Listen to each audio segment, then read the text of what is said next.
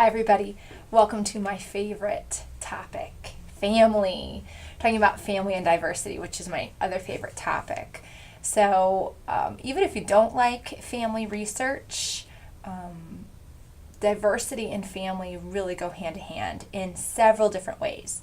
Many of these are described in the chapter and discussed by Jordan Solis in the chapter that you read for today, and then I'm going to expand upon some of these, and I'm going to end by talking about a bit of research on what's called the spillover effect between work life and family life. And an overarching idea here is that who we are at work and who we are at home, but it doesn't have to be at home. That's just where a lot of family interactions take place. Who we are at work and who we are at home tends to be similar in many ways.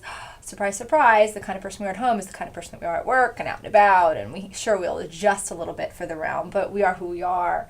And we like being consistent in these realms. But a lot of times we have things that happen in one place or another, and they will spill over into those other realms in ways that can be problematic, also in ways that are helpful. So let's dig in. Let's start taking some notes. So feel free to take notes along with me in the Word document that I have. You can add your notes in there. So main points and reminders from this chapter on family. First, in this chapter, we're reading how the same phenomena that we have been talking about outside of the family, talking about work in a general sense, categorization, in, out grouping, differential treatment to based on categorical differences. All of these can happen within the family. This is pretty neat, especially considering that family is like an ultimate in-group, and that we feel a sense of solidarity and similarity among ourselves and our family members, especially when we're thinking about our family compared to non-family members, and that's heightened even more. So let's review some fundamental points that this new family context reminds us of in the broader literature. So number one, social identity theory of intergroup behavior asserts that we are drawn to in-groups and away from our perceived out-groups, but not that these are purely dichotomous. So what I mean by that is, while I'll even be guilty of saying, are you in my in-group or are you in my out-group? It isn't always like hopping between, hopscotch. They're not dichotomous. So there is actually a continuum. Certainly the more intergroup, the less interpersonal. Remember all that from the beginning days together. But there are degrees to which one is an in-group member. And the more you're an in-group member, the more interpersonal. Okay, so you remember that. So the family context is a great reminder that you aren't just in or out.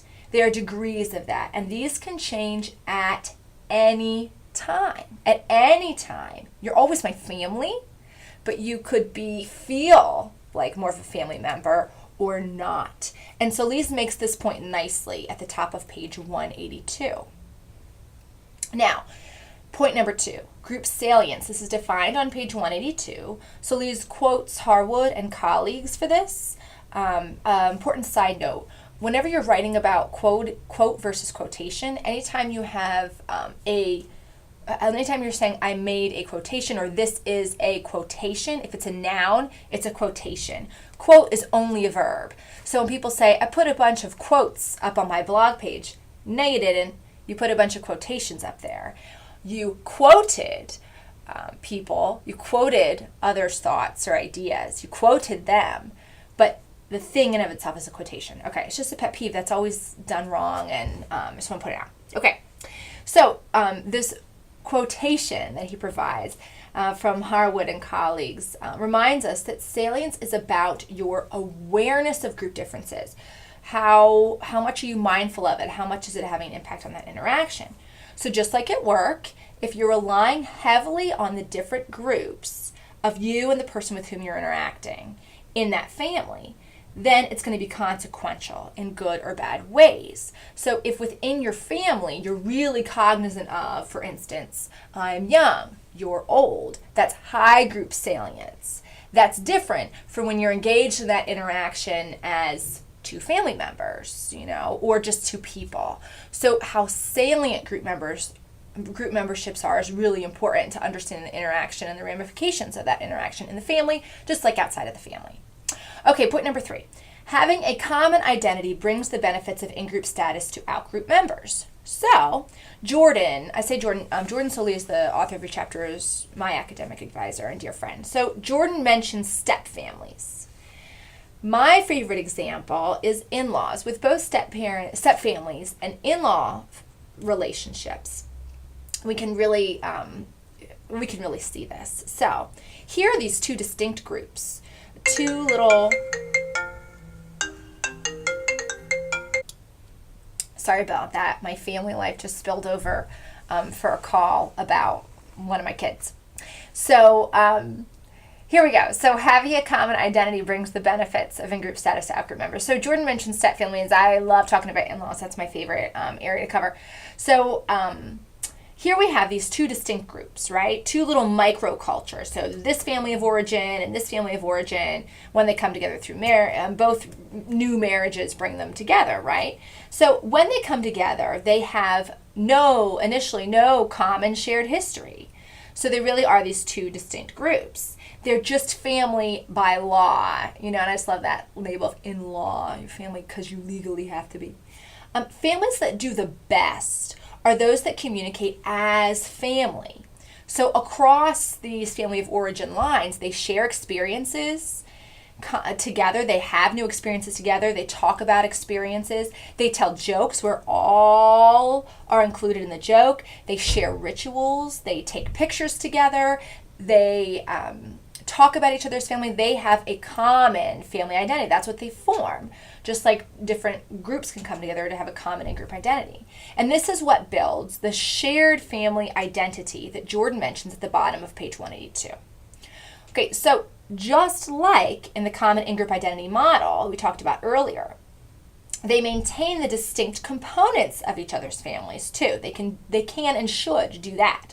So while they're saying, oh, we're not in-laws, we're not just family legally, we're a joined family, let's have these common things together, they also do best to be cognizant of each other's family of origin. So for instance, the mother-in-law who says, please join us for our Hanukkah traditions, daughter-in-law, is building a common identity.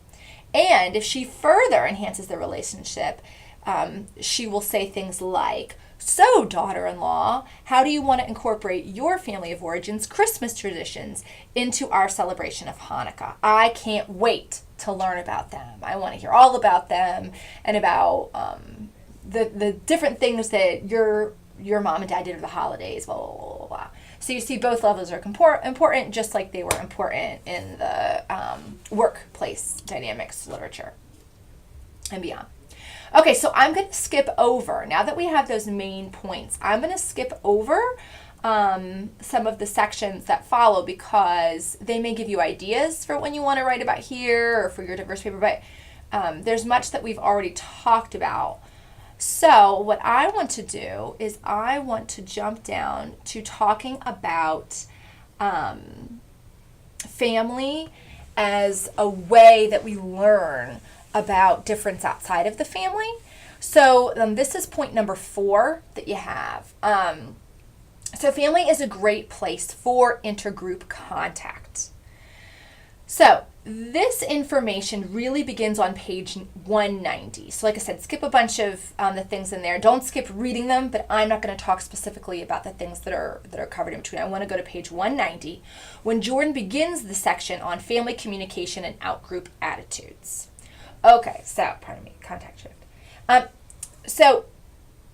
He talks about ageism and how it's managed and communicated. That this is the topic of an earlier unit. So if we think about ageism is affected by the intergenerational communication within the family unit.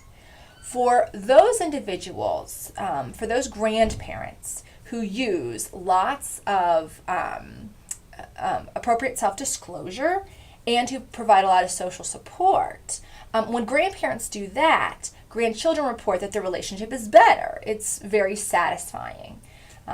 Grandchildren like that a lot. And to expand upon this, grandchildren like learning about their family's history.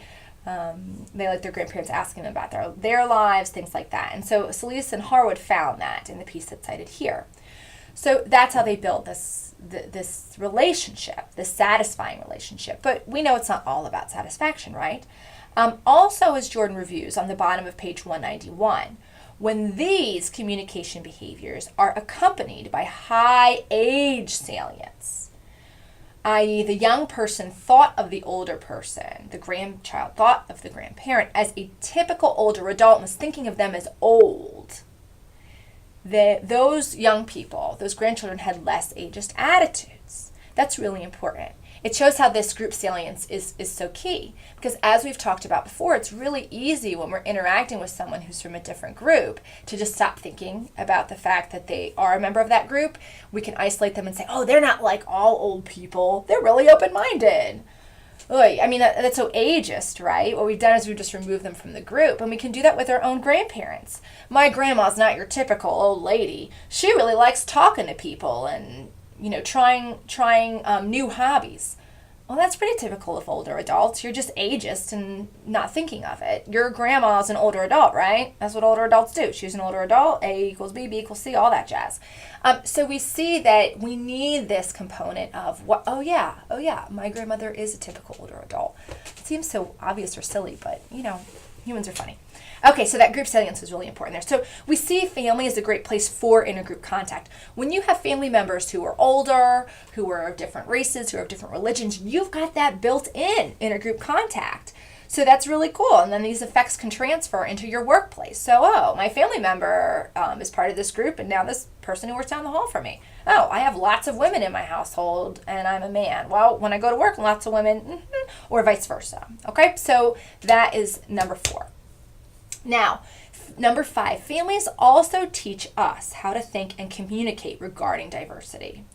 So while it's likely that you had an older adult, or at least someone who was an adult when you were a child, someone in a different age group, and you had this intergenerational contact, and it's likely that you had different genders in your family, some men and some women, even if we just had to move to extended family, probably some of both in there.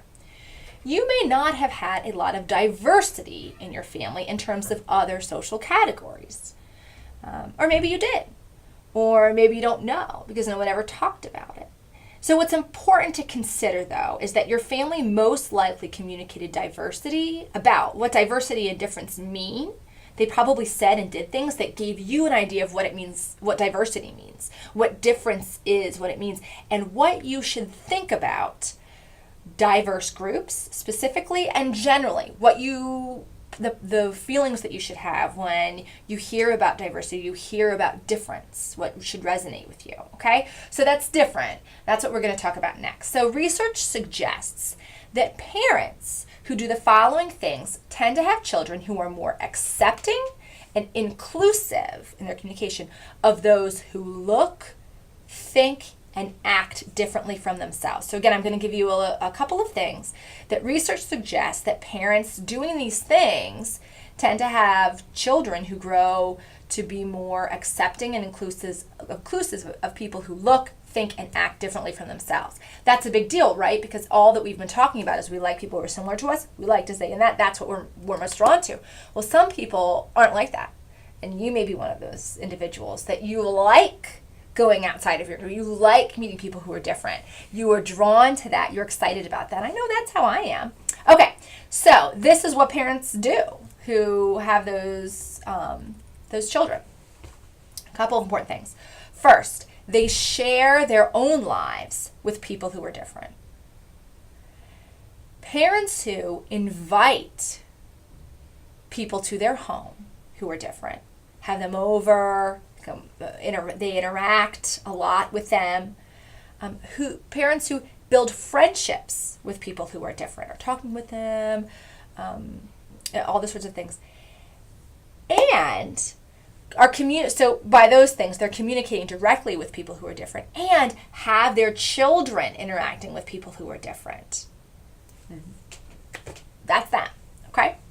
Also, people who are interested in participating in and who do participate in things where diverse opinions, beliefs, and even cultural displays are depicted. They tend to have children who are this way. So if your parents took you to see different art exhibits, or maybe they took you to museums where you could learn about different cultures, maybe they even, as I'll show you in a few minutes, maybe they expose you to different cultures through movies, books, and other media materials. So they gave you these things to learn about difference, and at the same time, by teaching you those things, they were letting you think that difference is something that should be learned about, that should be embraced, that should be appreciated, and that is an important part of an education, and being a part of your family was learning about these things and being exposed to them,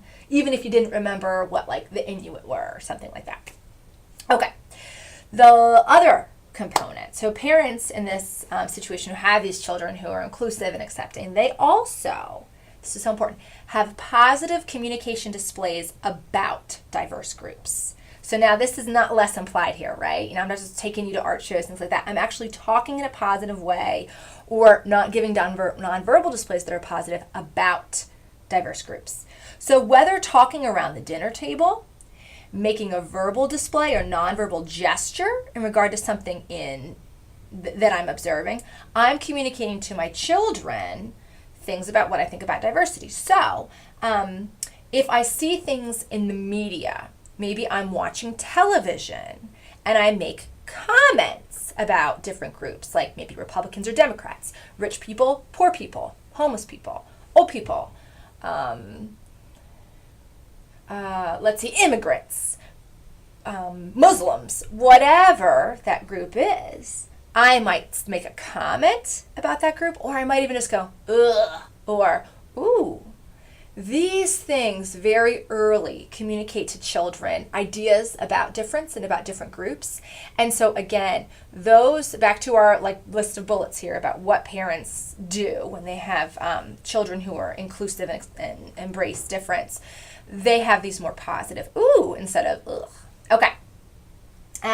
Also, this could be through giving advice, direct, explicit advice to children about meeting friends who are diverse, getting to know people who have different backgrounds from themselves.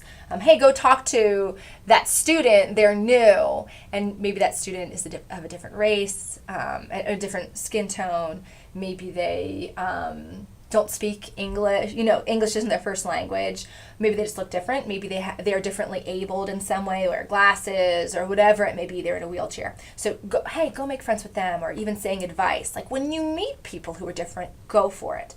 But anyway, it could also be indirect transmission. So for instance, children often hear these messages parents exchange with each other. They overhear things like, parents having positive exchanges about different groups with each other. So my husband and I are talking about these different groups that are in another part of the world, and my kids overhear us talking about it in a way like my parents are trying to relate to those groups and talking about it in ways that show that they care about people who are different.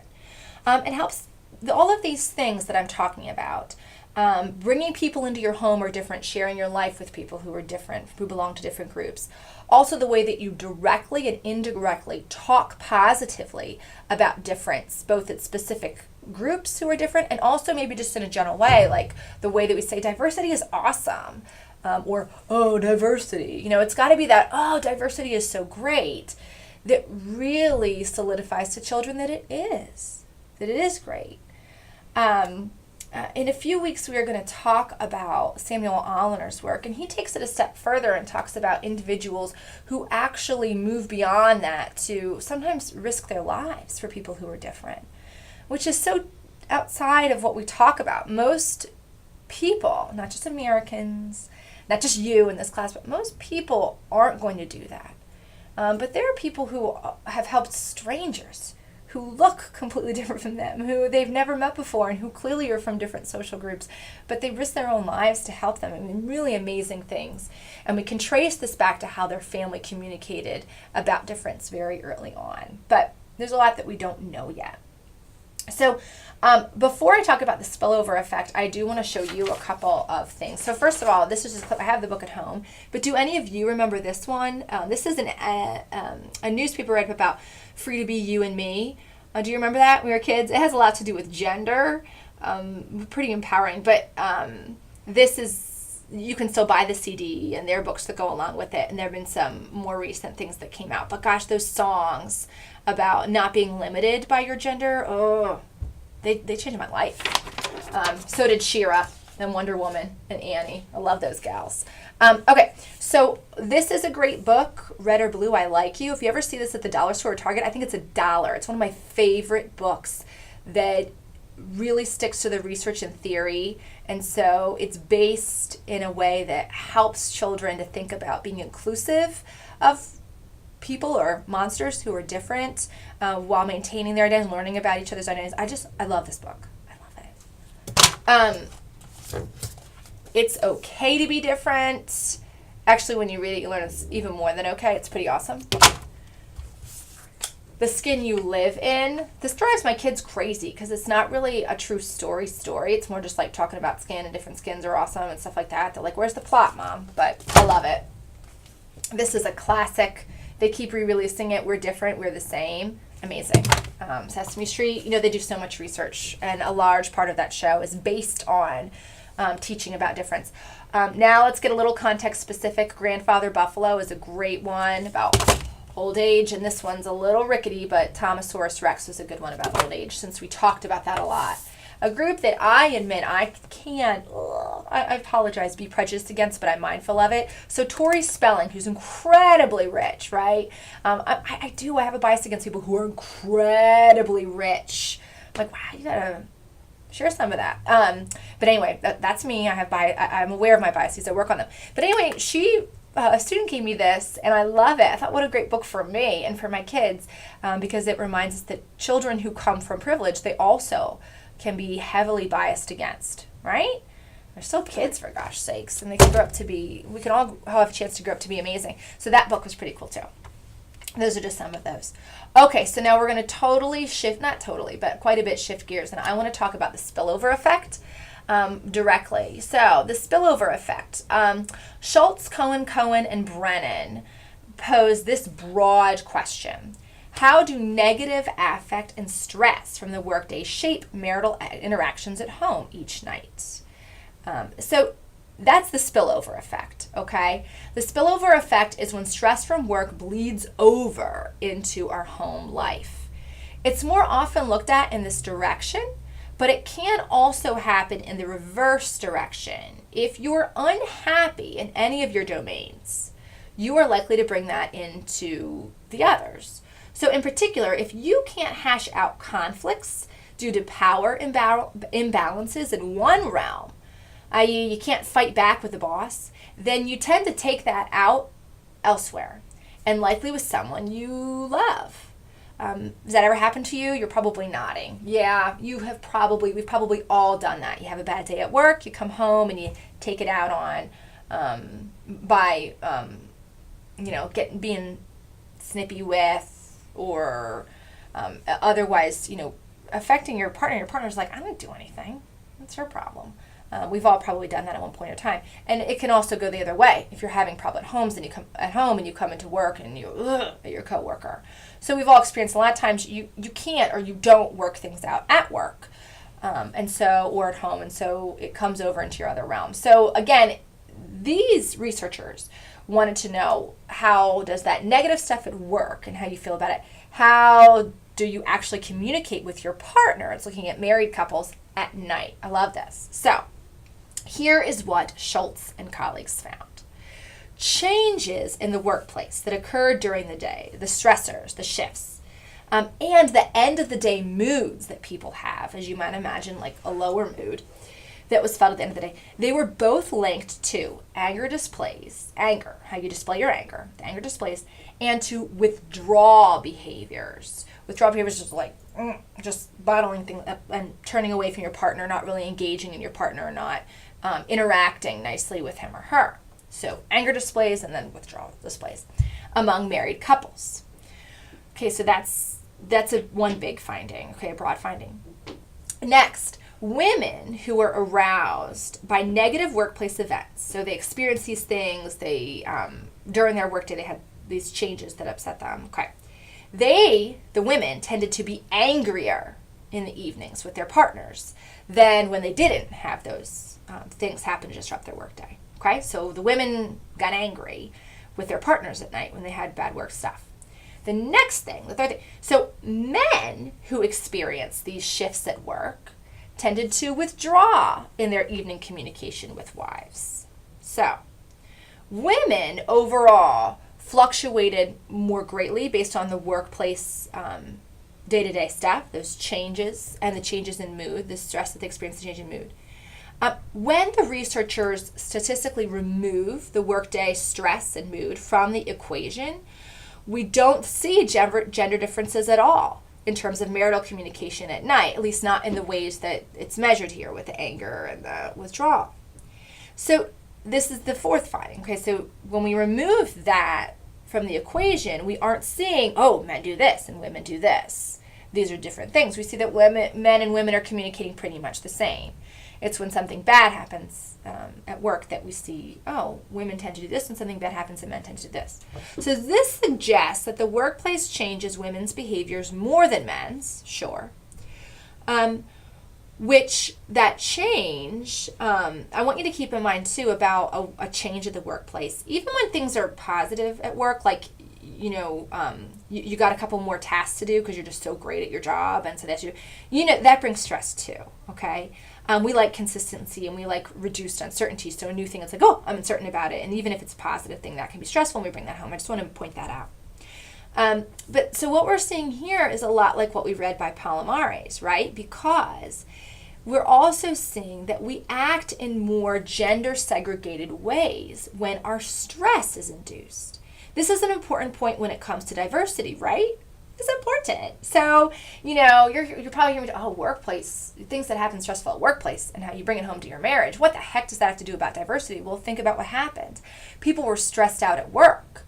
And then when they came home in their marriage, they shifted and they were more dramatically in this kind of stereotypical men are from Mars, women are from Venus, that on a day-to-day basis, they aren't like that. So it's another way that we're queuing up distinctiveness in our communication. So that's pretty interesting in terms of diversity. Especially because men and women are acting similarly in their anger display and their withdrawal patterns otherwise without these shifts. So you may be asking, why should we care? Well, I think it's useful in thinking about interacting with your partner. But in the family realm, in the marital realm, we see that there's this pattern, this demand withdrawal pattern that happens a lot in married couples, and it's particularly problematic where one partner is like demanding, hey, come talk to me, I'm on you, I'll work this out, and the other partner is just like, oh, and withdraws and shuts down and doesn't talk. And that only makes the other partner demand more. And a lot of times it actually happens the opposite of how I've been talking. I'm not talking about the women demanding more and the men, the women demanding and the men withdrawing. It can happen the opposite way too. But it's so important to know that, forgive me, I should have been clear on that. It happens a lot in the way described, but it doesn't always happen this way. So we see a lot that women are demanding, men are withdrawing. And it cycles and cycles and cycles and becomes particularly problematic. And that is what we saw in this study, but it can happen the other way. Men can be the demander and women can be the withdrawer. But at any rate, they behaved in these very gendered ways after the spillover. But this is just one way, back to the notes now, I have this bulleted. This is just one way that work and family are connected. So let's get directly at more ways that family affects workplace diversity. First, our diverse backgrounds are formed by our family. Social categories like race, gender, geographic region, and religion are things that come out of our family's genetics and history, right? These are things that make us who we are, so we get them from our family. It makes us diverse at work. Okay, second, our family communicated to us about our identities, the things that make us diverse at the workplace. So the second point, they told us we were women or men and what that meant, that we were part of a certain race or religion. Heck, the ways our parents communicated to us about our identities may have even come through anticipatory socialization about work. So anticipatory socialization is just the way that parents teach you, the way they talk to you about work. So for example, telling a daughter that she should be a science teacher, telling a son he should be a scientist. These differences we have in how we talk to people about what work means, what's important, stuff like that. So big thing there. Number 3, our families taught us how to communicate our identities to others at work, and also that our family communicated to us. They taught us how to communicate that family identity to the world, or in some instances, how to keep it silent. A family of one black child, for instance, might have said, "You will always face discrimination. Be ready." And others may have said, "Do your best and you can achieve greatness. Never forget that." Now, these aren't mutually exclusive messages, but some families communicate one way, some families communicate another way. Other families may have talked about both of these things to their children. There is discrimination. It is out there. There's great evidence of it still, even though we have a black president. There's so much evidence of it. I just put that because people say that a lot, like it negates it. But that's just invalid logically. And okay, but anyway, they would say that this discrimination thing isn't over, and you can achieve great things and work hard, and there will be great opportunities for you too. Parents who say both of these things, surprise, surprise, their kids turn out the best equipped for life in a racist society, and they're also very successful. Parents who talk about both. It's thumbs up. But anyway, if you're interested in this notion of talking to children about race, which can be applied to other contexts of social inequality, please see the Daniel and Daniel piece, and I can send you that. It's a chapter from a book about family and diversity. So also here are some cool, I mentioned some other cool books about diversity, and this is how families teach that. And I just love thinking about these books that I have for my kids. And another one that I see I have a note about is the book The Sneetches, Dr. Seuss. You got to get that. He misses a couple steps in the process. He forgets. He wasn't an intergroup scholar, just really a brilliant writer. He forgets to note that different groups have to actually interact for changes to be made. But that's also a great, great book. Now, I've covered everything here. For your activity that you'll submit as a discussion board post, I want you to really brainstorm here. You're going to post something for me about how your work and family life spill over into each other. Just one incident. The incident could have been, like, it's hard to tease out which came first, the chicken or egg, the work stuff or the home stuff, but I want it to be a case where these things spilled over, and I want it to be a case that is somehow connected to diversity. You know, it could be in the ways that we saw in this piece, and the piece of that we just talked about with workplace spillover into married couples' lives, or it could be a more traditional diverse interaction. Maybe someone at work discriminated against you, or you were afraid you looked like you were discriminating against someone else, you did, or there was something related to diversity there, or to gender differences or age differences at work, and then that affected how you came home. Or maybe it's also a way that your family taught you about diversity or didn't, or things that your family taught you about how to communicate with people who were different, and then that spilled over and affected your life. But I want you to please post, and then I want you to comment, and I want you to holler at me with any questions.